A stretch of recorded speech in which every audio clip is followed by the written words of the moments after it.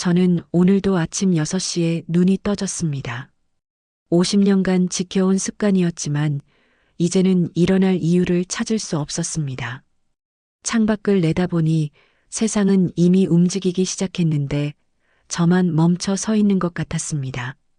창문을 열고 바깥을 내다봤습니다. 젊은 부부가 손을 잡고 지나가고 아이들이 웃으며 학교로 향했습니다. 모두가 바쁘게 움직이고 있는 반면 저만 시간이 멈춰버린 것 같았습니다. 급하게 걸어가는 직장인들의 모습이 부러웠습니다. 아버님, 아침 드세요. 며느리의 목소리가 들려왔지만 기계적이고 의무적인 톤이었습니다. 감정이라곤 찾아볼 수 없는 목소리였습니다. 마치 매일 같은 시간에 울리는 알람 소리 같았습니다. 식탁에 앉아 혼자서 먹는 아침을 마주했습니다. 아들은 벌써 출근했고 며느리는 설거지만 하고 있었습니다. 손자는 휴대폰만 보고 있어서 마치 투명 인간이 된 기분이었습니다. 식탁 위의 음식들도 맛이 없게 느껴졌습니다. 할아버지도 휴대폰 하세요? 손자가 물었지만 이미 관심은 다른 곳에 있었습니다. 저는 고개를 저으며 할아버지는 그런 건 어려워라고 답했습니다. 하지만 손자는 고개도 들지 않고 계속 화면만 바라봤습니다. 제 대답은 공중에 떠다니다가 사라져버렸습니다. 그 순간 깨달았습니다. 저는 이 집에서 먹고 자는 것 빼고는 아무것도 하지 않는 사람이었습니다. 아무도 필요로 하지 않는 존재라는 사실이 가슴을 짓눌렀습니다. 가족들에게 저는 그저 돌봐야 할 의무일 뿐이었습니다. 거실로 나와 소파에 앉아 텔레비전을 켰습니다. 아침 뉴스에서는 메타버스, 크립토, 인공지능 같은 단어들만 나왔습니다. 저에게는 이해할 수 없는 외계어 같은 세상이었습니다. 앵커들의 말이 빨라서 따라갈 수가 없었습니다. 리모컨을 다른 채널로 돌려봤습니다. 드라마에서는 젊은 남녀가 사랑을 나누고 예능에서는 웃고 떠들었습니다. 저 같은 사람을 위한 프로그램은 어디에도 없다는 생각이 들었습니다. 모든 방송이 젊은 사람들을 위한 것처럼 보였습니다. 시계를 보니 아직 오전 9시였습니다.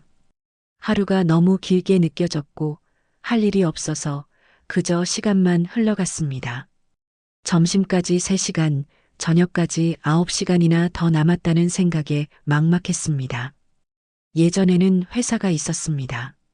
팀장으로서 책임감을 느꼈고 직원들이 저를 찾아와 결정을 내려야 할 일들이 있었습니다. 회의도 하고 보고서도 검토하고 중요한 프로젝트도 관리했습니다. 그때는 시간이 부족하다고 투덜거렸는데 지금 생각하니 그런 바쁨이 그리웠습니다. 지금은 아무도 저를 찾지 않았고 결정할 일도 없었습니다. 전화도 거의 오지 않았고 급한 일도 없었습니다. 제가 없어도 세상은 아무 문제 없이 돌아갔습니다. 점심시간이 되어 며느리가 상을 차려줬습니다. 맛있게 드세요라고 말하고는 자신의 방으로 들어갔습니다. 혼자 먹는 점심은 음식 맛을 느낄 수 없는 그냥 배를 채우는 행위였습니다. 씹고 삼키는 것조차 기계적인 동작으로 느껴졌습니다. 식사를 마치고 설거지를 하려 했지만 며느리가 말렸습니다. 아버님, 괜찮아요. 제가 할게요. 도와주려는 마음도 거절당했습니다. 정말 아무것도 할 수 없는 존재가 된 기분이었습니다. 오후에는 동네를 산책했습니다. 익숙한 길임에도 불구하고 아는 사람을 만나지 못했습니다. 예전에는 이 길에서 많은 사람들과 인사를 나눴는데 이제는 아무도 없었습니다. 벤치에 앉아 사람들을 바라봤습니다. 모두가 어딘가를 가고 누군가를 만나는 목적이 있어 보였습니다. 저만 아무런 목적 없이 그저 시간을 보내기 위해 나온 것뿐이었습니다. 공원에서 뛰어노는 아이들의 웃음소리가 멀게 들렸습니다. 저도 한때는 아들과 함께 저 놀이터에서 시간을 보냈었는데 말입니다. 1시간 정도 앉아 있다가 집으로 돌아왔습니다. 저녁까지 또 몇 시간을 기다려야 했습니다. 텔레비전을 켜고 소파에 누웠더니 잠이 쏟아졌습니다. 할 일이 없으니 자꾸 잠만 오는 자신이 한심하다는 생각이 들었습니다. 잠에서 깨어보니 오후 4시였습니다. 2시간 동안 낮잠을 잔 것입니다. 밤에 잠을 못 잘 것 같아 걱정이 되었지만 그렇다고 할 일도 없었습니다. 또다시 텔레비전 리모컨을 들었습니다. 저녁 식사 시간에 온 가족이 모였습니다. 하지만 대화는 없었습니다. 아들은 회사 스트레스로 지쳐 있었고 며느리는 육아와 살림에 바빴습니다. 손자는 여전히 휴대폰을 보고 있어서 완전히 단절된 기분이었습니다. 아버지, 어디 아프신 데는 없으세요? 아들이 관례적으로 질문했습니다. 매일 저녁마다 똑같이 하는 의례적인 질문이었습니다. 저도 관례적으로 괜찮다고 대답했습니다. 실제로는 괜찮지 않았습니다. 몸이 아픈 건 아니라 마음이 아팠기 때문입니다. 존재하지 않는 것 같다는 느낌이 들었습니다. 숨은 쉬고 있지만 살아있다는 느낌이 없었습니다. 아무도 저에게 관심이 없었고 저 역시 누구에게도 도움이 되지 않았습니다. 가족들은 저 없이도 잘 살아갈 수 있을 것 같았습니다. 오히려 제가 없으면 더 편할지도 모른다는 생각이 들었습니다. 식사를 마치고 각자 자신의 일을 하러 흩어졌습니다. 저만 갈 곳이 없어서 거실에 남았습니다. 침대에 누워 천장을 바라보며 어둠 속에서 생각했습니다. 내가 왜 여기 있을까? 이런 질문을 자신에게 하게 될 줄 몰랐습니다. 젊었을 때는 살아야 할 이유가 분명했는데 이제는 그 이유를 찾을 수 없었습니다. 작은 균열이 마음속 깊은 곳에서부터 시작되었습니다. 점점 넓어지고 있다는 것을 느낄 수 있었습니다. 아침에 일어나 거실로 나왔을 때 며느리가 전화로 누군가와 이야기하고 있었습니다. 목소리가 작았지만 조용한 집안에서는 들릴 수밖에 없었습니다. 시아버님이 계속 집에만 계세요. 하루 종일 TV만 보시고. 한숨 섞인 목소리가 들려와서 가슴이 먹먹해졌습니다. 이어서 들리는 말들이 더 충격적이었습니다. 뭘 해드려야 할지도 모르겠고 답답해요. 며느리는 저를 부담스러워하고 있었습니다. 저는 몰래 뒤돌아 방으로 들어갔습니다. 방 안에서 거울을 봤습니다. 주름진 얼굴과 언제부터인가 굽어있는 등이 보였습니다. 당당했던 예전의 모습은 어디로 가고 이제는 그냥 늙은이일 뿐이었습니다. 거울 속 모습이 낯설게 느껴졌습니다. 언제부터 이렇게 늙어버린 걸까요? 머리카락도 많이 빠졌고 얼굴도 주름투성이가 되었습니다. 등도 굽고 걸음걸이도 느려졌습니다. 젊었을 때의 모습은 사진 속에만 남아 있었습니다. 아침 식사를 하러 나갔을 때 손자가 학교 준비를 하고 있었습니다. 교복을 입은 모습이 의젓해 보였습니다. 할아버지, 안녕히 계세요라고 예의상 인사를 했지만 눈은 마주치지 않았습니다. 급하게 가방을 챙기며 나가는 모습이었습니다. 공부 열심히 해라라고 예의상 대답했습니다. 하지만 손자는 이미 문을 나서고 있었습니다. 제 말이 끝나기도 전에 현관문이 닫혔습니다. 며느리가 상을 차려주며 아버님, 드세요라고 여전히 의무적인 목소리로 말했습니다. 저는 고맙다고 답했지만 며느리는 고개만 끄덕일 뿐이었습니다. 그리고는 빨리 자리를 피했습니다. 식사를 하면서 예전 기억이 떠올랐습니다. 가족들이 제 말을 들었고 아이들 교육에 대해서도 조언했던 시절이 있었습니다. 그때는 가족의 중요한 결정에 참여했던 시절이었습니다. 아들의 진로 상담도 해주고 손자가 태어났을 때는 육아 조언도 했습니다. 집안의 큰 일부터 작은 일까지 제 의견을 구했던 때가 있었습니다. 하지만 이제는 아무도 제 의견을 묻지 않았습니다. 그저 먹고 자는 것만 챙겨줄 뿐이어서 마치 애완동물 취급을 받는 기분이었습니다. 먹이를 주고 잠자리를 제공해주지만 대화는 없는 그런 존재. 가끔은 정말 개나 고양이가 되고 싶다는 생각도 들었습니다. 적어도 그들은 귀여움이라도 받으니까요. 점심 전에 우편물이 왔습니다. 국민연금공단에서 온 연금 관련 안내장이었습니다. 연금 수령액과 관련된 통지서를 보며 문득 깨달은 것이 있었습니다. 저는 이제 사회에서 받아먹기만 하는 존재라는 사실이었습니다. 세금을 내던 사람에서 지원받는 사람으로 바뀌었습니다. 기여하는 사람에서 의존하는 사람이 되었습니다. 40년간 성실히 일하며 세금을 냈지만 이제는 그 돈을 받아 쓰는 입장이 되었습니다. 마음이 무거워졌습니다. 젊은 사람들이 낸 세금으로 제가 연금을 받고 있다는 생각이 들었습니다. 사회의 짐이 된 것 같은 기분이었습니다. 예전에는 나라 경제에 기여하는 사람이었는데 이제는 부담만 주는 존재가 된 것 같았습니다. 오후에 동네 마트에 갔습니다. 생필품을 사는 것은 스스로 할 수 있는 몇 안 되는 일 중 하나였습니다. 하지만 이것마저도 쉽지 않았습니다. 계산대에서 젊은 직원이 말했습니다. 어르신 카드 넣으시면 돼요. 친절하지만 아이 다루듯 하는 말투였습니다. 마치 처음 카드를 써보는 사람을 대하는 것 같았습니다. 카드를 넣었지만 기계 사용이 서툴렀습니다. 화면에 나오는 글씨도 작아서 잘 보이지 않았습니다. 뒤에서 기다리는 사람들이 있는 상황이었습니다. 한 젊은 남자가 짜증스럽게 말했습니다. 할아버지, 빨리 좀 해주세요. 그 말에 더욱 당황해서 손이 떨렸습니다. 직원이 도와주며 괜찮아요. 천천히 하세요라고 했지만 표정에는 불편함이 있었습니다. 결국 직원이 대신 조작해줘야 했습니다. 부끄러웠습니다. 이런 간단한 것도 스스로 못하는 자신이 한심했습니다. 집으로 돌아오는 길에 무거운 짐을 들고 걸었습니다. 예전에는 가볍게 들었던 것도 이제는 숨이 차서 자신의 쇠약해진 몸을 실감했습니다. 중간중간 쉬어가면서 걸어야 했습니다.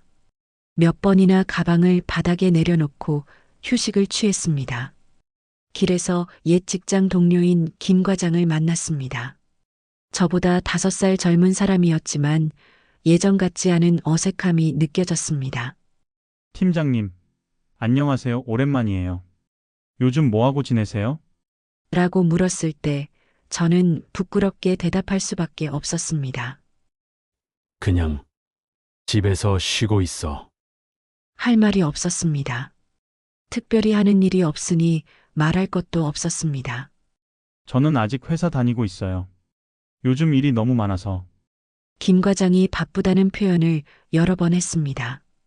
일이 많다는 것을 강조하는 것 같았습니다. 대화는 어색했는데 예전에는 업무 이야기로 밤을 새웠지만 이제는 공통 화제가 없었습니다.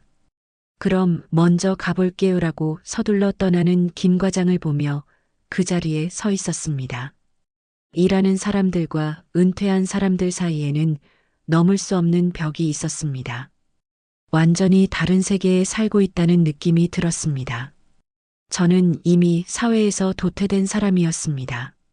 집에 도착해서 며느리가 빨래를 널고 있는 모습을 봤습니다. 제 옷도 함께 널어주고 있다는 것을 알았습니다.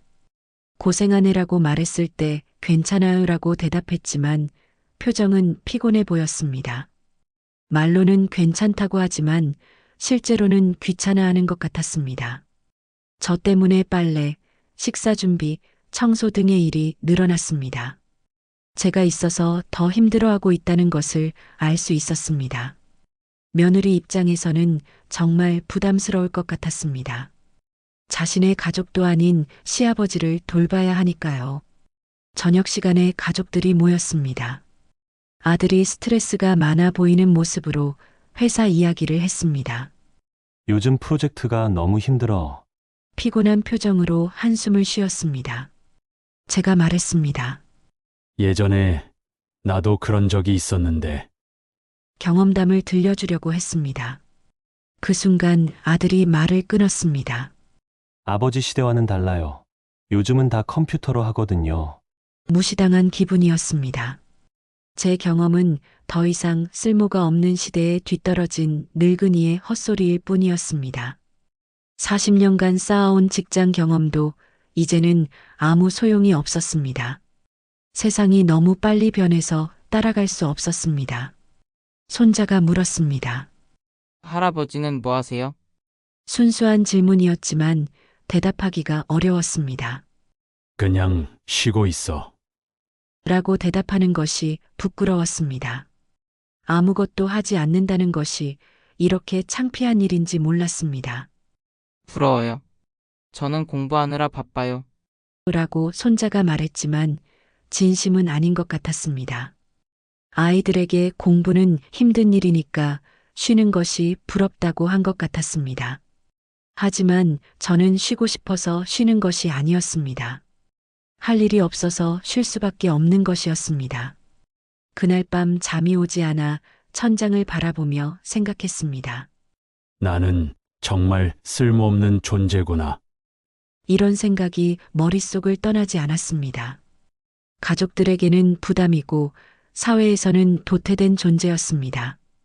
아무에게도 필요하지 않은 사람이라는 현실이 가슴을 짓눌렀습니다. 누군가에게 도움이 되고 싶었지만 방법을 모르겠었습니다. 눈물이 조용히 소리 없이 아무도 모르게 흘렀습니다. 베개가 젖어가는 것을 느꼈습니다. 쓸모없음의 그림자가 저를 점점 더 진하게 덮고 있었습니다. 점점 더 무겁게 내려앉으며 어떻게 해야 할지 모르겠다는 절망감만이 남았습니다. 이런 상태로 얼마나 더 살아야 할까 하는 생각이 들었습니다. 일주일이 지났지만 달라진 것은 없었습니다. 아침에 눈을 뜨면 여전히 할 일이 없었고 저녁에 잠자리에 들 때까지 그저 시간만 흘러갔습니다. 매일 똑같은 일상의 반복이었습니다. 언제부터인가 요일 구분도 되지 않았습니다. 며느리는 더 이상 저와 눈을 마주치려 하지 않았습니다. 아침 인사도 형식적이었고 식사도 조용히 차려주고는 자리를 피했습니다. 제가 부담스럽다는 것을 온몸으로 느낄 수 있었습니다. 집안에서도 서로 피하며 생활하게 되었습니다. 어느 날 아침 오랜만에 친구 박 선생에게 전화를 걸었습니다. 같은 회사에서 일했던 동료였고 은퇴 후에도 가끔 연락을 주고받았던 사이였습니다. 하지만 전화벨이 계속 울렸고 받지 않았습니다. 혹시 바쁜 일이 있나 싶어 나중에 다시 걸어보기로 했습니다. 다음 날 다시 전화를 걸었습니다. 이번에는 받았지만 목소리가 이상했습니다. 여보세요? 어색하고 부담스러운 톤이었습니다. 박 선생, 나야. 오랜만이네. 제가 반갑게 말했습니다. 잠시 침묵이 흘렀습니다. 무언가 어색한 기운이 감돌았습니다. 아, 그래? 잘 있었나? 매우 어색한 대답이었습니다. 예전 같지 않은 느낌이 확실히 들었습니다. 친했던 사이인데 왜 이렇게 어색할까 싶었습니다. 요즘 어떻게 지내나? 한번 만나서 밥이라도. 제가 말하려는 순간 끊어졌습니다. 요즘 좀 바빠서 나중에 연락할게. 그리고는 급하게 전화를 끊어버렸습니다. 전화기를 바라보며 한참 서 있었습니다. 박 선생도 저를 피하고 있다는 것을 알 수 있었습니다. 은퇴한 저와 만나는 것이 부담스러운 것 같았습니다. 더 이상 함께 나눌 이야기가 없다고 생각하는 것 같았습니다. 다른 친구들에게도 연락해 봤습니다. 이 과장, 김 부장, 정 대리. 하지만 모두들 바쁘다는 핑계로 만남을 피했습니다. 어떤 이들은 아예 전화를 받지 않았습니다. 몇 년 전까지만 해도 함께 술을 마시며 세상 이야기를 나누던 사람들이었는데 이유를 생각해 봤습니다. 은퇴한 저와 달리 그들은 아직 일을 하고 있었습니다. 바쁜 일상 속에서 저 같은 사람과 시간을 보내는 것이 부담스러웠을 것입니다. 또 다른 이유도 있었습니다. 저는 더 이상 쓸모 있는 정보나 인맥을 제공할 수 없었습니다. 회사에서 물러난 순간 저의 가치도 함께 사라져버린 것 같았습니다. 예전에는 서로 도움을 주고받는 관계였는데 이제는 일방적으로 도움만 받아야 하는 입장이 되었습니다. 그런 관계를 부담스러워하는 것도 이해할 수 있었습니다. 하지만 마음은 아팠습니다. 동네 산책을 나갔습니다. 공원에 앉아 사람들을 바라봤습니다. 젊은 엄마들이 아이들과 놀고 있었고 중년 남성들이 운동을 하고 있었습니다. 활기찬 모습들이 부러웠습니다. 제 또래로 보이는 사람들도 있었습니다. 하지만 모두들 누군가와 함께 있었습니다. 아내와 함께 산책하거나 친구들과 이야기를 나누고 있었습니다. 저만 혼자였습니다. 벤치에 앉아 그저 바라보기만 하는 사람. 아무와도 대화하지 않는 사람이었습니다. 마치 공원의 조경물처럼 그냥 거기 있을 뿐인 존재 같았습니다. 한 할머니가 옆 벤치에 앉았습니다. 반가운 마음에 인사를 건넸습니다. 안녕하세요. 날씨가 좋네요. 오랜만에 누군가와 대화를 나누고 싶었습니다. 할머니는 고개를 끄덕였지만 대답은 하지 않았습니다. 조금 더 이야기해 보려 했지만 무뚝뚝했습니다. 잠시 후 자리에서 일어나 다른 곳으로 가버렸습니다. 저를 이상한 사람으로 여긴 것 같았습니다. 혼자 말을 거는 것도 조심스러운 일이 되어버렸습니다. 요즘 사람들은 모르는 사람과 쉽게 대화하지 않았습니다. 특히 혼자 다니는 노인에게는 더욱 경계심을 가지는 것 같았습니다. 집으로 돌아와 텔레비전을 켰습니다. 뉴스에서는 고령화 사회에 대한 이야기가 나왔습니다. 고독사가 증가하고 있습니다. 앵커의 목소리가 차갑게 들렸습니다. 고독사라는 단어가 가슴에 박혔습니다. 혼자 죽어가는 노인들의 이야기였습니다. 아무도 모르게, 아무도 찾지 않아서 며칠 후에야 발견되는 끔찍한 이야기지만 남의 일 같지 않았습니다. 저도 그렇게 될 수 있다는 생각이 들었습니다. 만약 제가 갑자기 쓰러진다면 누가 알아차릴까요? 며느리는 방에서 나오지 않고 아들은 늦게 들어오고 아마 며칠은 지나야 발견될 것 같았습니다. 그것도 냄새 때문에 알아차릴지도 모릅니다. 끔찍한 상상이었지만 현실적으로 느껴졌습니다. 제 주변에는 정말 아무도 없었으니까요. 저녁 식사 시간이었습니다. 가족들이 모였지만 여전히 대화는 없었습니다. 저는 말을 걸어보려 했습니다. 침묵이 너무 무거웠기 때문입니다. 오늘 공원에 갔다 왔는데 제가 말을 시작했습니다. 하지만 아무도 관심을 보이지 않았습니다. 아들은 휴대폰을 보고 있었고 며느리는 설거지 생각에 빠져 있었습니다. 손자는 여전히 자신의 세계에 있었습니다. 제 말은 공중에 떠다니다가 사라져버렸습니다. 아무도 듣지 않는 말을 하는 것이 더 외로웠습니다. 차라리 처음부터 말하지 않는 것이 나을 것 같았습니다. 그날 밤 침대에 누워 생각했습니다. 저는 점점 더 고립되어 가고 있었습니다. 가족들로부터, 친구들로부터, 사회로부터 모든 관계에서 멀어지고 있었습니다. 마치 투명 인간이 되어가는 기분이었습니다. 존재하지만 존재하지 않는 사람, 살아있지만 죽어가는 사람이었습니다. 이런 상태로 얼마나 더 살아야 할까 하는 절망감이 밀려왔습니다. 어느 새벽에 문득 잠에서 깼습니다. 시계를 보니 새벽 3시였습니다. 다시 잠들려 했지만 잠이 오지 않았습니다. 요즘 들어 이런 일이 자주 생겼습니다. 어둠 속에서 천장을 바라보며 생각했습니다. 내가 왜 아직 살아있을까? 이런 질문을 자신에게 던지는 날이 올 줄 몰랐습니다. 젊었을 때는 이런 생각조차 해본 적이 없었는데 젊은 시절에는 살아야 할 이유가 명확했습니다. 결혼하고 아이를 키우고 돈을 벌어야 했습니다. 회사에서 승진하고 집을 사고 아이들을 대학에 보내야 했습니다. 목표가 분명했고 해야 할 일들이 많았습니다. 그 모든 것들을 해냈습니다. 아들을 키워 좋은 대학에 보냈고 좋은 직장에 취직시켰습니다. 결혼도 시켜주고 손자도 봤습니다. 집도 마련해주고 어느 정도 여유도 만들어뒀습니다. 하지만 이제는 뭘 해야 할까요? 더 이상 제가 해야 할 일이 없었습니다. 아들은 독립했고 제 도움이 필요하지 않았습니다. 오히려 저는 짐이 되고 있었습니다. 며느리에게는 돌봐야 할 부담이고 아들에게는 경제적 부담이었습니다. 손자에게는 재미없는 할아버지일 뿐이었습니다. 제가 이 세상에 필요한 이유를 찾을 수 없었습니다. 아침이 되어 거실로 나왔습니다. 며느리가 아침 준비를 하고 있었습니다. 아버님, 일찍 일어나셨네요. 평소보다 일찍 나온 것을 눈치챘나 봅니다.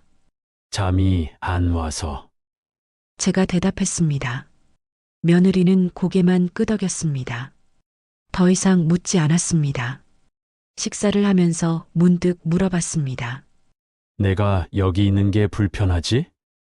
갑작스러운 질문에 며느리가 놀란 표정을 지었습니다. 수저를 든 손이 멈췄습니다. 아니에요. 왜 그런 말씀을? 하지만 표정이 어색했습니다. 진심이 아니라는 것을 알 수 있었습니다. 눈을 마주치지 않으려 했습니다. 솔직히 말해도 괜찮아. 제가 다시 말했습니다. 며느리는 잠시 망설이다가 조심스럽게 대답했습니다. 가끔 좀 답답할 때가 있어요. 예상했던 대답이었지만 가슴이 아팠습니다. 아버님이 계시면 신경 쓸 일이 많아서. 며느리가 솔직하게 말했습니다. 저는 고개를 끄덕였습니다. 미안하다. 제가 말했습니다. 며느리가 당황했습니다. 아니에요. 그런 뜻이 아니라. 하지만 이미 늦었습니다. 진실을 알게 되었으니까요. 저는 이 집에서 환영받지 못하는 존재였습니다. 가족들에게는 부담스러운 짐일 뿐이었습니다. 오후에 혼자 산책을 나갔습니다. 평소보다 더 멀리 걸었습니다. 다리가 아팠지만 계속 걸었습니다. 어디로 가는지도 모르고 그냥 걸었습니다. 어느 교회 앞을 지나게 되었습니다. 누구든지 오세요라는 팻말이 보였습니다. 잠시 멈춰서서 바라봤습니다. 문득 들어가 보고 싶다는 생각이 들었습니다. 종교가 있는 것은 아니었습니다. 하지만 누군가와 이야기하고 싶었습니다. 혼자 있는 것이 너무 힘들었습니다. 조용히 문을 열고 들어갔습니다. 몇 명의 사람들이 기도하고 있었습니다. 맨 뒤 자리에 조용히 앉았습니다. 목사님이 설교를 하고 있었습니다. 하나님께서는 모든 생명을 소중히 여기십니다. 그 말이 귀에 들어왔습니다. 오랫동안 듣지 못했던 따뜻한 말이었습니다. 여러분의 존재 자체가 의미가 있습니다. 목사님이 계속 말했습니다. 쓸모가 있어서 사는 것이 아닙니다. 존재 자체로 가치가 있습니다. 가슴이 먹먹해졌습니다. 눈물이 나올 것 같았습니다. 오랫동안 듣고 싶었던 말이었습니다. 누군가 저에게도 가치가 있다고 말해주는 사람이 있다는 것. 쓸모가 없어도 존재할 권리가 있다고 말해주는 사람이 있다는 것. 그것만으로도 위로가 되었습니다. 예배가 끝나고 목사님이 다가왔습니다. 처음 오신 분이시죠? 친근하게 말을 걸었습니다. 따뜻한 미소를 지으며 다가왔습니다. 네. 그냥 지나가다가. 제가 어색하게 대답했습니다. 목사님은 이해한다는 표정으로 고개를 끄덕였습니다. 언제든지 오세요. 어르신을 환영합니다. 그 말에 마음이 따뜻해졌습니다. 오랜만에 환영받는다는 느낌이었습니다. 누군가 저를 반겨준다는 것이 이렇게 소중한 일인지 몰랐습니다. 혹시 고민이 있으시면 언제든 말씀하세요. 목사님이 덧붙였습니다. 혼자 끙끙 앓지 마시고요. 진심이 담긴 말이었습니다. 집으로 돌아가는 길이었습니다. 목사님의 말이 계속 생각났습니다. 존재 자체로 가치가 있다. 정말 그럴까요? 아무것도 하지 않는 저에게도 가치가 있을까요? 아무도 필요로 하지 않는 저에게도? 의문이 들었지만 희망도 생겼습니다. 그날 저녁 거울을 보며 자신에게 물었습니다. 너는 왜 살고 있니? 거울 속에 늙은 남자가 저를 바라봤습니다. 여전히 대답할 수 없었습니다. 분명한 이유를 찾을 수 없었습니다. 그저 습관적으로 살아가고 있을 뿐이었습니다. 하지만 목사님의 말이 마음 한구석에 남아 있었습니다. 존재 자체로 가치가 있다. 작은 희망의 씨앗 같은 느낌이었습니다. 아직은 믿기 어려웠지만 생각해 볼 만한 말이었습니다. 그 밤에도 잠이 오지 않았습니다. 하지만 어제와는 다른 마음이었습니다. 절망만 있던 마음에 작은 의문이 생겼습니다. 정말 그럴까? 나에게도 가치가 있을까? 대답을 찾고 싶었습니다. 간절히 찾고 싶었습니다. 혹시나 하는 마음으로 그 가능성을 생각해 봤습니다. 그러나 며칠 후 교회에서 받은 작은 위로도 사라져 버렸습니다. 현실은 여전히 차갑고 무거웠습니다. 목사님의 말씀도 그저 말일 뿐이라는 생각이 들었습니다. 실제 생활은 조금도 달라지지 않았으니까요. 아침에 일어나는 것조차 힘들어졌습니다. 침대에서 나올 이유를 찾을 수 없었습니다. 몸이 납덩이처럼 무겁게 느껴졌습니다. 마치 중력이 평소보다 몇 배 강해진 것 같았습니다. 며느리가 아침을 차려놨지만 입맛이 없었습니다. 아버님, 많이 드세요. 의례적인 말이었습니다. 하지만 음식을 보는 것만으로도 메스꺼웠습니다. 고맙다. 저도 의례적으로 대답했습니다. 하지만 음식을 삼키기가 어려웠습니다. 목구멍이 막힌 것처럼 느껴졌습니다. 억지로 몇 숟가락 먹고 자리에서 일어났습니다. 며느리가 걱정스럽게 바라봤지만 아무 말 하지 않았습니다. 저도 설명할 기력이 없었습니다. 그날 오후 우연히 아들과 며느리의 대화를 듣게 되었습니다. 부엌에서 작은 목소리로 이야기하고 있었습니다. 저는 거실 소파에 앉아 있었는데 소리가 들려왔습니다. 듣고 싶지 않았지만 들릴 수밖에 없었습니다. 아버님이 요즘 더 우울해 보여. 며느리의 목소리였습니다. 걱정보다는 피로감이 묻어 있었습니다. 그러게. 어떻게 해야 할지 모르겠어. 아들이 한숨을 쉬며 대답했습니다. 짜증이 섞인 목소리였습니다. 병원에 모셔가 볼까? 며느리가 제안했습니다. 마치 고장난 기계를 수리소에 보내는 듯한 톤이었습니다. 그런데 아버지가 가시려고 할까? 아들이 걱정스럽게 말했습니다. 억지로 모실 수도 없고, 이대로 두면 더 심해질 것 같은데. 며느리의 목소리에는 확실히 피로감이 묻어 있었습니다. 나도 솔직히 어떻게 해야 할지 모르겠어. 저는 그들에게 걱정거리가 되고 있었습니다. 또 다른 부담이 되고 있었습니다. 치료해야 할 문제가 되고 있었습니다. 마음이 더욱 무거워졌습니다. 저녁 식사 시간에 아들이 조심스럽게 말했습니다. 아버지, 요즘 컨디션이 어떠세요? 걱정스러운 표정이었지만 부담스러워하는 기색도 보였습니다. 괜찮다. 거짓말이었습니다. 전혀 괜찮지 않았습니다. 하지만 더 이상 가족들에게 부담 주고 싶지 않았습니다. 혹시 병원에 한번 가보시는 게 어떨까요? 아들이 조심스럽게 제안했습니다. 건강검진도 받으실 겸. 둘러서 말하고 있었습니다. 아픈데 없다니까. 제가 단호하게 말했습니다. 병원에 가봤자 달라질 것은 없었습니다. 의사가 우울증이라고 진단하고 약을 주겠지만 그것으로 인생이 바뀔까요? 그날 밤 잠자리에 누워 생각했습니다. 정말 이대로 살아가야 할까요? 매일 똑같은 일상의 반복. 아무 의미도 없는 하루하루. 가족들에게는 부담만 주는 존재. 문득 무서운 생각이 들었습니다. 차라리 없어지는 게 낫지 않을까? 스스로도 놀란 생각이었습니다. 하지만 그 생각이 계속 맴돌았습니다. 제가 없어지면 가족들이 더 편해질 텐데, 며느리도 부담이 줄어들 테고, 아들도 걱정할 일이 없어질 텐데, 손자도 더 자유로워질 테고, 경제적 부담도 줄어들 것이고, 이런 생각들이 머릿속을 떠나지 않았습니다. 무서운 생각이라는 것을 알면서도 자꾸 떠올랐습니다. 마치 달콤한 유혹처럼 느껴지기도 했습니다. 다음 날 아침 일어나기가 더욱 힘들었습니다. 몸을 일으키는 것조차 고역이었습니다. 마음이 바닥까지 떨어진 기분이었습니다. 세상 모든 것이 회색빛으로 보였습니다. 아침 식사도 거의 하지 않았습니다. 며느리가 걱정스럽게 바라봤지만 억지로 먹을 수가 없었습니다.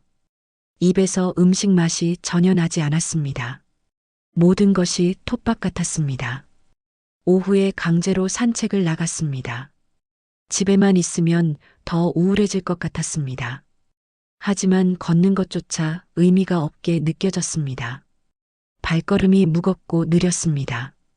공원 벤치에 앉아 사람들을 바라봤습니다. 모두들 목적이 있어 보였습니다. 어디론가 가고 누군가를 만나고 무언가를 하고 있었습니다. 저만 그 자리에 앉아 시간을 보내고 있었습니다. 아무 목적도 없이, 아무 계획도 없이, 그저 하루를 견뎌내기 위해서만. 존재하는 것 자체가 고통스러웠습니다. 한 젊은 엄마가 아이와 함께 지나갔습니다. 아이가 웃으며 뛰어다니고 있었습니다. 엄마도 행복해 보였습니다. 생명력이 넘치는 모습이었습니다. 부럽다는 생각이 들었습니다. 저에게도 그런 시절이 있었습니다. 아들이 어렸을 때 함께 공원에서 놀던 기억이 있었습니다. 하지만 그것도 이미 옛날 이야기였습니다. 지금의 저는 그런 추억을 만들 수도 없고 누군가에게 기쁨을 줄 수도 없었습니다. 오히려 부담만 주는 존재였습니다. 존재 자체가 미안한 사람이었습니다. 집으로 돌아오는 길에 약국 앞을 지났습니다. 수면제라는 글씨가 눈에 들어왔습니다. 잠시 멈춰서서 바라봤습니다. 가슴이 두근거렸습니다. 들어가서 수면제를 사고 싶었습니다. 밤마다 잠 못 이루는 것도 힘들었지만 다른 생각도 있었습니다. 하지만 용기가 나지 않아 그냥 지나쳤습니다. 아직은 그럴 용기가 없었습니다. 집에 도착해서 저녁 식사를 했습니다. 가족들의 대화 소리가 멀게 들렸습니다. 마치 다른 세계의 이야기 같았습니다. 저는 그 세계에 속하지 않는 사람이었습니다. 할아버지, 괜찮으세요? 손자가 물었습니다. 드물게 저에게 관심을 보이는 순간이었습니다. 하지만 대답하기가 어려웠습니다. 괜찮다. 역시 거짓말이었습니다. 하지만 손자에게 걱정을 끼치고 싶지 않았습니다. 아이가 알 필요는 없었습니다. 그날 밤도 잠이 오지 않았습니다. 천장을 바라보며 어둠 속에서 생각했습니다. 절망의 골짜기에 빠져 있는 자신을 느꼈습니다. 빠져나올 방법을 찾을 수 없었습니다. 점점 더 깊이 빠져들어가고 있었습니다. 구원의 손길도 보이지 않았습니다. 혼자서는 절대 빠져나올 수 없을 것 같았습니다. 무서운 생각들이 더욱 강해졌습니다. 이대로 살아가는 것이 과연 의미가 있을까? 누구에게도 도움이 되지 않는 인생, 누구에게도 필요하지 않은 존재. 절망이 온몸을 감쌌습니다. 깊고 어두운 골짜기 속에서 헤어날 길을 찾을 수 없었습니다. 그 주 금요일, 평소처럼 무기력한 하루를 보내고 있었습니다. 오후에 현관에서 초인종 소리가 들렸습니다. 며느리가 문을 열더니 누군가와 이야기하고 있었습니다. 오랜만에 들리는 외부인의 목소리였습니다. 아버님, 손님이 오셨어요. 며느리가 부르는 소리에 거실로 나갔습니다. 낯선 젊은 여자가 서 있었습니다. 깔끔한 정장 차림에 따뜻한 미소를 지었습니다. 안녕하세요. 저는 동네 복지관에서 나온 김미영입니다. 밝고 친근한 목소리로 인사했습니다. 어르신들 안부를 확인하러 방문하고 있어요. 진심이 담긴 인사였습니다. 복지관 직원이었습니다. 요즘 독거노인들을 돌보는 일을 한다고 했습니다. 저는 독거노인은 아니지만 비슷한 상황이라고 생각했나 봅니다. 실제로도 혼자 사는 것과 다르지 않았으니까요. 차 한 잔 드릴게요. 며느리가 말했습니다. 김미영 씨는 감사하다며 자리에 앉았습니다. 오랜만에 집에 온 손님이었습니다. 요즘 어떻게 지내세요? 김미영 씨가 자연스럽게 물었습니다. 오랜만에 저에게 진심으로 관심을 보이는 사람이었습니다. 마음이 따뜻해지는 느낌이었습니다. 그냥 별일 없이 지내고 있어요. 제가 조심스럽게 대답했습니다. 하지만 김미영 씨는 제 표정을 자세히 살펴봤습니다. 숨길 수 없는 우울함을 알아채는 것 같았습니다. 많이 외로우시겠어요? 갑자기 핵심을 찔렀습니다. 마음이 찔렸습니다. 누군가 제 마음을 알아준다는 느낌이었습니다. 그런 건 아니고. 제가 부인하려 했지만 목소리가 떨렸습니다. 사실을 숨기려 해도 숨겨지지 않았습니다. 괜찮으세요? 다들 그래요. 김미영 씨가 따뜻하게 말했습니다. 은퇴하시고 나면 역할이 바뀌어서 적응하기 어려우시죠? 정확한 지적이었습니다. 오랜만에 저를 이해하는 사람을 만난 기분이었습니다. 가족들도 이해하지 못하는 제 마음을 이 젊은 여자가 알아주고 있었습니다. 전문가라서 그런지 경험이 많은 것 같았습니다. 많은 어르신들이 같은 고민을 하세요. 평생 일하시다가 갑자기 멈추니까 혼란스러우시죠? 제 상황을 정확히 설명하고 있었습니다. 복지관에서 어르신들을 위한 프로그램들이 있어요. 같이 운동도 하고, 바둑도 두고, 요리도 배우세요. 흥미로운 이야기였습니다. 관심이 생겼습니다. 하지만 망설여졌습니다. 나 같은 사람이 가도 될까요? 자신감이 없었습니다. 물론이죠. 어르신 같은 분들이 오시는 곳이에요. 김미영 씨가 적극적으로 격려했습니다. 혼자 계시는 것보다 사람들과 함께 하시는 게 좋아요. 명함을 주며 복지관 주소를 알려줬습니다. 내일이 토요일인데 오전에 어르신들 모임이 있어요. 구체적인 정보를 제공해줬습니다.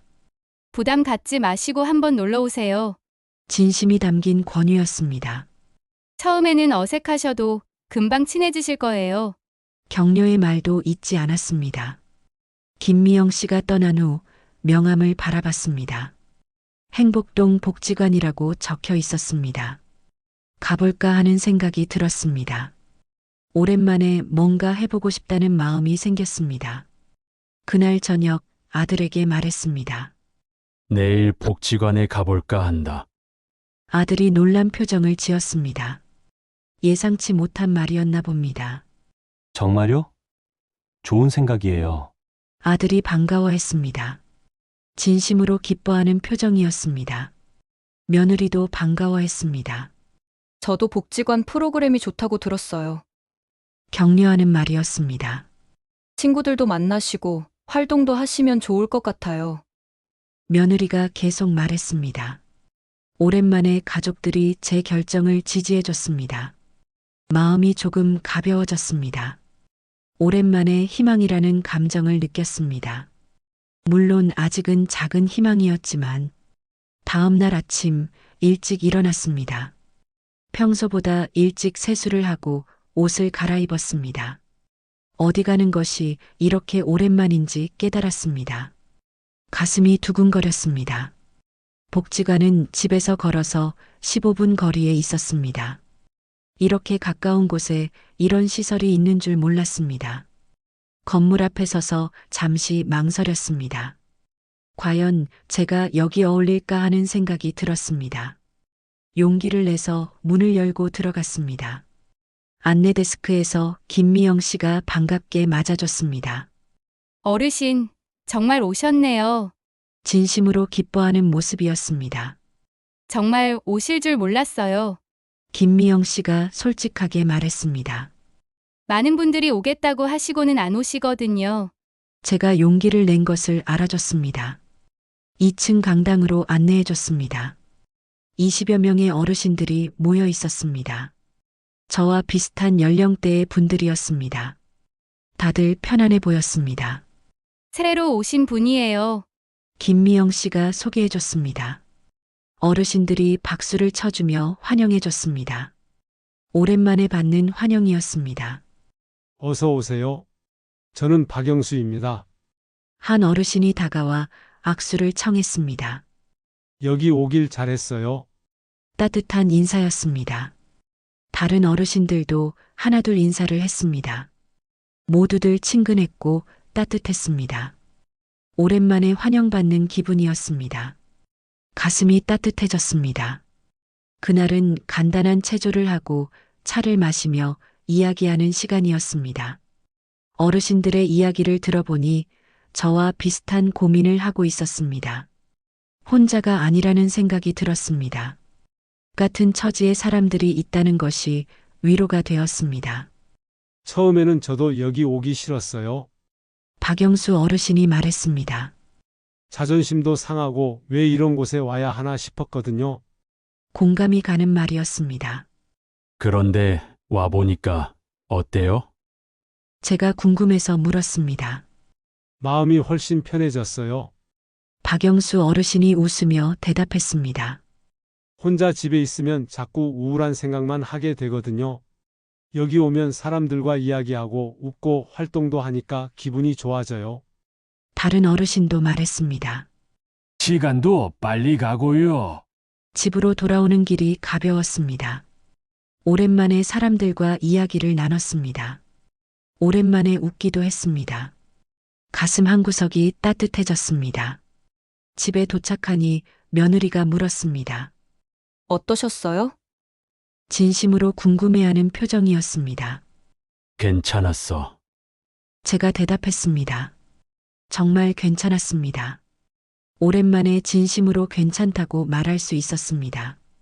그날 밤 오랜만에 마음이 편안했습니다. 절망의 골짜기에서 작은 빛을 발견한 기분이었습니다. 아직 멀었지만 희망이 보이기 시작했습니다. 완전히 어둡지만은 않다는 것을 알게 되었습니다. 다음 주에도 복지관에 가기로 마음먹었습니다. 작은 변화였지만 의미가 있었습니다. 작은 빛이지만 충분히 밝았습니다. 그 빛을 따라가면 길이 보일 것 같았습니다. 복지관에 다닌 지 한 달이 지났습니다. 매주 화요일과 금요일 정기적으로 나가게 되었습니다. 처음에는 어색했지만 이제는 기다려지는 시간이 되었습니다. 가족들도 제가 복지관에 가는 것을 자연스럽게 받아들였습니다. 복지관에서 만난 어르신들과도 친해졌습니다. 박영수 어르신을 비롯해 여러분들과 이야기를 나누며 시간을 보냈습니다. 각자의 사연을 들어보니 저와 비슷한 고민을 하고 계신 분들이 많았습니다. 혼자만의 문제가 아니라는 것을 알게 되어 위로가 되었습니다. 어느 화요일 복지관에서 특별한 강의가 있었습니다. 노년기의 삶의 의미라는 주제였습니다. 심리학 교수님이 오셔서 이야기해 주신다고 했습니다. 평소보다 일찍 복지관에 도착했습니다. 강당에는 평소보다 많은 어르신들이 모였습니다. 다들 궁금해하는 표정이었습니다. 저도 마찬가지였습니다. 어떤 이야기를 해주실지 기대가 되었습니다. 교수님은 50대 중반의 여성분이었습니다. 따뜻한 미소를 지으며 차분하게 말을 시작했습니다. 오늘은 여러분의 존재 가치에 대해 이야기해 보려고 합니다. 첫 마디부터 집중하게 되었습니다. 많은 분들이 은퇴 후에 혼란을 겪으십니다. 교수님이 차근차근 설명했습니다. 지금까지 역할로 살아왔는데 그 역할이 사라지니까 혼란스러우시죠? 정확한 지적이었습니다. 저는 고개를 끄덕였습니다. 정말 그랬습니다. 40년간 회사에서 팀장이라는 역할을 했는데 그 역할이 사라지니 정체성 혼란이 왔던 것입니다. 하지만 인간의 가치는 역할에 있는 것이 아닙니다. 교수님이 강조하며 말했습니다. 존재 자체로 충분히 가치 있는 것입니다. 이 말이 특히 마음에 와닿았습니다. 박영수 어르신이 손을 들고 질문했습니다. 그런데 아무것도 하지 않으면 쓸모없는 거 아닌가요? 많은 어르신들이 공감한다는 표정으로 고개를 끄덕였습니다. 저도 같은 생각이었습니다. 교수님이 미소 지으며 대답했습니다. 쓸모가 있어야만 가치 있다고 생각하시나요? 그렇다면 갓난아기는 어떨까요? 환자는 어떨까요? 예상치 못한 반문이었습니다. 잠시 침묵이 흘렀습니다. 모두들 생각에 잠겼습니다. 저도 깊이 생각해 봤습니다. 갓난아기는 아무것도 할 수 없지만 사랑받습니다. 교수님이 계속 말했습니다. 환자도 도움을 받기만 하지만 소중한 존재입니다. 맞는 말이었습니다. 저도 손자가 갓난아기였을 때를 떠올렸습니다. 아무것도 할 수 없었지만 얼마나 사랑스러웠는지 그저 존재하는 것만으로도 가족 모두에게 기쁨이었습니다. 웃기만 해도 온 집안이 환해졌습니다. 여러분도 마찬가지입니다. 무언가를 해야만 가치 있는 것이 아닙니다. 가슴이 뭉클해지기 시작했습니다. 여러분이 살아온 인생 자체가 의미입니다. 교수님이 더욱 강조했습니다. 그 경험, 그 지혜, 그 존재 자체가 보물입니다. 오랜만에 위로받는 기분이었습니다. 여러분이 젊었을 때 일하신 것, 가족을 키우신 것, 사회에 기여하신 것들, 그 모든 것이 소중한 가치입니다. 제 인생을 인정받는 느낌이었습니다. 물론 새로운 역할을 찾는 것도 좋습니다. 하지만 그것이 의무는 아닙니다. 선택일 뿐입니다. 부담감이 사라지는 느낌이었습니다. 가장 중요한 것은 자신의 존재 자체를 인정하는 것입니다. 교수님이 마무리하며 말했습니다. 여러분은 충분히 가치 있는 존재입니다. 강의가 끝나고 차를 마시는 시간이었습니다. 어르신들이 교수님 말씀에 대해 열띠게 이야기했습니다. 저도 박영수 어르신과 깊은 대화를 나눴습니다. 참 좋은 말씀이었어요. 박영수 어르신이 감동한 표정으로 말했습니다. 저도 맨날 쓸모없다고 생각했거든요. 저도 그랬어요. 제가 솔직하게 털어놓았습니다. 아직도 가끔 그런 생각이 들어요. 그런데 오늘 말씀 들으니까 좀 다르게 생각되네요. 박영수 어르신이 밝게 웃었습니다. 우리도 충분히 가치 있는 존재인 것 같아요. 다른 어르신들도 비슷한 이야기를 하셨습니다. 모두들 교수님 말씀에 크게 감동받으신 것 같았습니다. 오랫동안 마음속에 담아두었던 고민이 해결되는 듯 했습니다. 집으로 돌아가는 길에 교수님의 말이 계속 생각났습니다. 존재 자체로 가치 있다. 처음에는 믿기 어려웠지만 점점 와닿기 시작했습니다.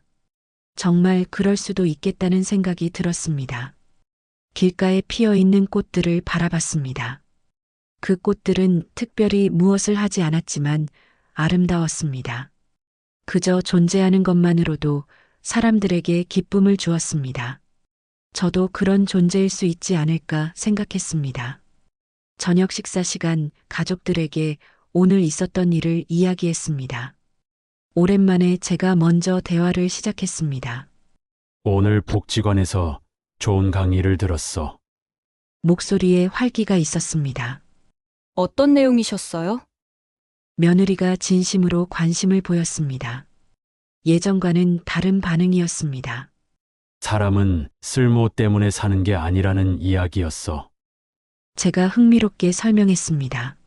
존재 자체로 의미가 있다고 하더라고. 아들이 깊이 고개를 끄덕였습니다. 맞는 말씀이에요, 아버지. 진심이 담긴 목소리였습니다. 저도 그렇게 생각해요. 아버님이 계셔서 저희도 든든해요. 며느리가 따뜻하게 말했습니다. 예전과는 완전히 다른 톤이었습니다. 정말이니? 제가 의외라는 표정으로 물었습니다. 아직도 믿기 어려웠습니다. 네. 아이들한테도 할아버지가 계시는 게 좋은 일이에요. 며느리가 계속 설명했습니다. 가족이 함께 있는 게 소중한 거잖아요. 손자도 수줍게 말했습니다. 할아버지, 저도 할아버지랑 같이 사는 게 좋아요. 할아버지가 계시면 집이 더 따뜻한 것 같아요. 순수한 말이었습니다. 가슴이 따뜻해졌습니다. 오랜만에 가족들로부터 진심으로 인정받는 느낌이었습니다. 제가 여기 있어도 되는구나 하는 확신이 들었습니다. 아니, 있어야 하는 존재구나 하는 생각까지 들었습니다. 그날 밤 침대에 누워 깊이 생각했습니다. 교수님의 말씀이 맞는 것 같았습니다. 저는 무언가를 해야만 가치 있는 존재가 아니었습니다. 그런 생각 자체가 잘못된 것이었습니다. 70년을 살아온 경험 자체가 의미 있었습니다. 가족을 키우고 일을 하고 사회생활을 한 모든 것들이 가치 있었습니다. 비록 지금은 다른 모습이지만 존재 자체로 충분했습니다. 더 이상 자신을 판단하지 않기로 했습니다. 오랜만에 마음이 깊이 평안했습니다. 자신을 받아들일 수 있을 것 같았습니다. 존재 자체의 의미를 조금씩 깨달아가고 있었습니다. 더 이상 쓸모없다는 생각에 괴로워하지 않아도 될 것 같았습니다. 창밖을 바라보니 달이 떠 있었습니다. 달도 특별히 무엇을 하지 않지만 아름다웠습니다. 그저 존재하는 것만으로도 밤하늘을 밝혀주었습니다. 저도 그런 존재가 될 수 있을 것 같았습니다. 복지관에 다닌 지 2달이 지났습니다. 어느새 그곳은 제게 없어서는 안 될 소중한 공간이 되었습니다. 매주 만나는 어르신들과도 깊이 친해졌고 함께 웃고 이야기하는 시간이 하루 중 가장 기다려지는 순간이 되었습니다. 복지관이 저에게는 새로운 삶의 터전이 된 것입니다. 복지관에서는 다양한 프로그램들이 운영되고 있었습니다. 체조, 노래교실, 요리, 바둑, 화투 등 선택할 수 있는 활동들이 많았습니다. 저는 주로 바둑과 체조 프로그램에 참여했습니다. 오랜만에 규칙적인 일정이 생긴 것이 좋았습니다. 어느 금요일 김미영 사회복지사가 특별한 제안을 했습니다. 어르신, 혹시 다른 어르신들을 도와주실 생각은 없으세요? 갑작스러운 제안에 당황했습니다. 하지만 마음 한편으로는 기뻤습니다. 새로 오시는 분들이 적응하기 어려워하시거든요. 김미영 씨가 자세히 설명했습니다. 어르신처럼 경험이 있으신 분이 도와주시면 정말 좋겠어요. 저에게 도움을 요청하는 것이었습니다. 오랜만에 누군가에게 필요한 사람이 되는 기분이었습니다. 누군가 저를 필요로 한다는 것 자체가 감격스러웠습니다. 하지만 과연 제가 잘할 수 있을지 걱정도 되었습니다. 제가 할 수 있을까요? 조심스럽게 물었습니다. 자신감이 많이 부족했습니다. 물론이죠. 어르신이 가장 적합하세요. 김미영 씨가 확신에 찬 목소리로 격려했습니다. 처음 오셨을 때를 생각해 보세요. 그때 누군가 도와줬으면 어땠을까요? 맞는 말이었습니다. 처음 복지관에 왔을 때 박영수 어르신이 따뜻하게 맞아주셔서 얼마나 고마웠는지 기억났습니다. 그분 덕분에 빨리 적응할 수 있었습니다. 해보겠습니다. 제가 용기를 내어 대답했습니다. 새로운 역할이 생긴다는 것이 설렜습니다. 오랜만에 해볼 만한 일이 생긴 것 같았습니다. 다음 주부터 새로운 일을 시작했습니다. 복지관에 처음 오시는 어르신들을 안내하고 도와드리는 일이었습니다. 작은 일이지만 저에게는 매우 의미 있는 일이었습니다. 누군가에게 도움이 될 수 있다는 것 자체가 기뻤습니다. 첫 번째로 도와드린 분은 이정수 어르신이었습니다. 70대 초반으로 저와 비슷한 상황이셨습니다. 혼자 오시기를 몹시 망설이시는 모습이었습니다. 문 앞에서 한참을 서성이고 계셨습니다. 저도 처음에는 오기 정말 싫었어요. 제가 솔직하게 고백했습니다. 자존심도 상하고 왜 이런 곳에 와야 하나 싶었거든요. 이정수 어르신이 놀란 표정으로 저를 바라봤습니다. 그리고 천천히 고개를 끄덕였습니다. 맞아요. 저도 정확히 그런 생각이에요. 그런데 와보니까 전혀 그런 곳이 아니더라고요. 제가 진심을 담아 경험담을 이야기했습니다. 오히려 마음이 편해지고 좋은 친구들도 생겼어요. 천천히 이정수 어르신을 여러 프로그램에 소개해드렸습니다. 다른 어르신들과도 자연스럽게 인사시켜드렸습니다. 처음에는 많이 어색해 하시더니 점점 편해하시는 모습이 보였습니다. 저도 뿌듯한 마음이 들었습니다. 며칠 후 이정수 어르신이 저를 따로 찾아오셨습니다. 정말 고마워요. 덕분에 여기 적응할 수 있었어요. 진심이 가득 담긴 감사 인사였습니다. 처음에는 정말 올 생각이 없었는데, 이제는 매일 오고 싶어요. 이정수 어르신이 밝게 웃으며 말씀하셨습니다. 선생님 같은 분이 있어서 큰 힘이 되었어요. 누군가에게 도움이 되었다는 느낌이 정말 좋았습니다. 오랜만에 쓸모 있는 사람이 된 기분이었습니다. 하지만 이전과는 다른 관점에서 생각하게 되었습니다. 쓸모가 있어서 가치 있는 것이 아니라 존재 자체로 가치 있기 때문에 누군가를 도울 수 있는 것. 그런 깊은 깨달음이 들었습니다. 교수님 말씀이 실제 경험을 통해 와닿았습니다. 집에서도 눈에 띄는 변화가 있었습니다. 복지관 이야기를 자주 하게 되면서 가족들과의 대화가 훨씬 늘어났습니다.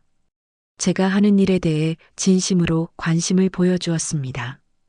오랜만에 가족들과 많은 이야기를 나눴습니다. 아버님이 요즘 정말 많이 밝아지셨어요. 며느리가 진심으로 말했습니다. 복지관에서 좋은 일도 많이 하세요.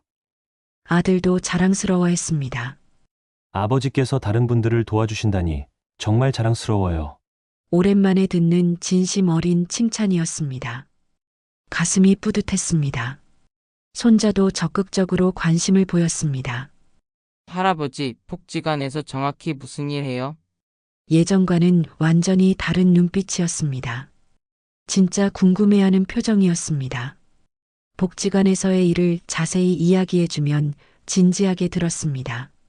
할아버지 정말 멋있어요. 손자의 순수한 말에 가슴이 벅차올랐습니다. 손자에게 인정받는다는 것이 이렇게 기쁜 일인지 몰랐습니다. 어느 따뜻한 저녁, 혼자 동네 산책을 나갔습니다. 몇 개월 전과 똑같은 길이었지만 마음은 완전히 달랐습니다. 예전에는 무목적으로 시간을 보내기 위해 나왔다면 이제는 여유를 만끽하기 위해 나왔습니다. 같은 길이지만 전혀 다른 의미였습니다. 평소 앉던 벤치에 앉아 아름다운 노을을 바라봤습니다. 붉고 주황색으로 물든 하늘이 장관이었습니다. 예전에는 전혀 보이지 않았던 풍경이었습니다. 마음이 편안해지니 세상이 이렇게 다르게 보였습니다. 사람들의 웃음소리도 선명하게 들렸고 시원한 바람의 느낌도 생생했습니다. 나뭇잎 사이로 비치는 햇살도 아름다웠습니다. 살아있다는 것 자체가 이렇게 감사하고 소중한 일인지 새삼 깨달았습니다. 집으로 돌아가는 길에 깊이 생각했습니다. 지난 몇 개월간 정말 극적인 변화가 있었습니다. 절망의 깊은 골짜기에서 시작해서 이제는 새로운 희망과 목표를 품게 되었습니다. 인생의 전환점이었습니다. 아직 모든 것이 완벽하지는 않습니다. 가끔 외로울 때도 있고 우울한 기분이 들 때도 있습니다. 하지만 이제는 그런 감정들과 건강하게 함께 살아갈 수 있을 것 같습니다. 감정의 파도에 휩쓸리지 않을 자신이 생겼습니다. 무엇보다 중요한 깨달음을 얻었습니다. 사람은 무언가를 해야만 가치 있는 존재가 아니라는 것. 존재 자체로 충분히 의미 있고 소중한 존재라는 것. 이 깨달음이 제 인생을 완전히 바꿔놓았습니다. 나이가 들어도 역할이 바뀌어도 그 본질적 가치는 절대 변하지 않는다는 것. 그 진리를 깊이 받아들이게 되었습니다. 그 깨달음이 저에게 완전히 새로운 시작을 가능하게 해주었습니다. 집에 도착해서 가족들과 정겨운 저녁을 먹었습니다. 평범한 일상이지만 이제는 이런 소소한 순간들이 정말 소중합니다. 함께 있다는 것만으로도 충분히 의미 있고 행복합니다. 가족이라는 것의 진정한 의미를 알게 되었습니다. 잠자리에 들며 창밖을 바라봤습니다. 반짝이는 별들이 몇 개 보였습니다. 내일도 복지관에 가서 누군가를 따뜻하게 도와드릴 생각에 마음이 설렜습니다. 새로운 하루가 기대되었습니다. 거창하지 않아도 전혀 상관없습니다. 작은 일이라도 충분히 의미 있습니다. 존재 자체로 가치 있는 하루하루를 성실히 살아가면 됩니다. 그것이 인생의 진정한 의미인 것 같습니다. 이것은 새로운 시작입니다. 늦었다고 생각할 필요가 전혀 없습니다. 지금 이 순간이 바로 새로운 인생의 출발점입니다. 여러분도 저와 같은 고민을 하고 계시다면 댓글로 공감을 표시해 주세요. 구독과 좋아요는 영상 제작에 많은 힘이 됩니다. 감사합니다.